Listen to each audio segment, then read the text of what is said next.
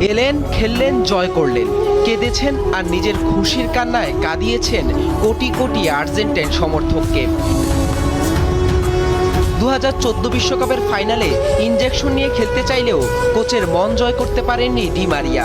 Argentina 36 আর নিজের 8 বছরে সে আক্ষেপ ঘুচালেন কাতার বিশ্বকাপে শিরোপা উঁচিয়ে।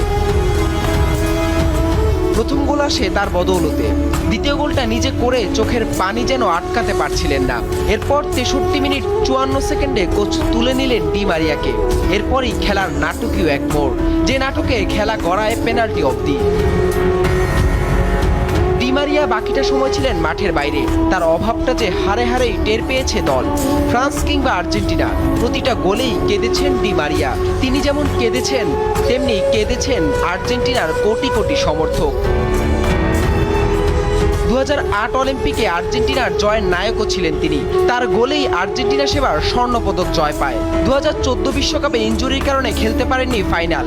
2021 বিশ্বকাপে গোল করে আর্জেন্টিনাকে 28 বছর পর এনে দেন কোনো মেজর শিরোপা। এই যে শেষের শুরু, বলতে পারেন আলবিসেলেস্তাদের নতুন এক শুরু। ফিনালিসিমার পর এবার অধরা বিশ্বকাপ শিরোপা। আর্জেন্টিনার অনেক তারকাকে নিয়ে মাতামাতি হচ্ছে, ভবিষ্যতেও হবে। ফাইনালেও মেসি মার্টিনেজদের সামনে হয়তো লাইমলাইট পাবেন না তিনি, তবু ডি মারিয়া যেন সবার চেয়ে আলাদা।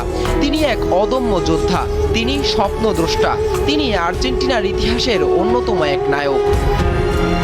হাসান আল মারুফ, যমুনা স্পোর্টস।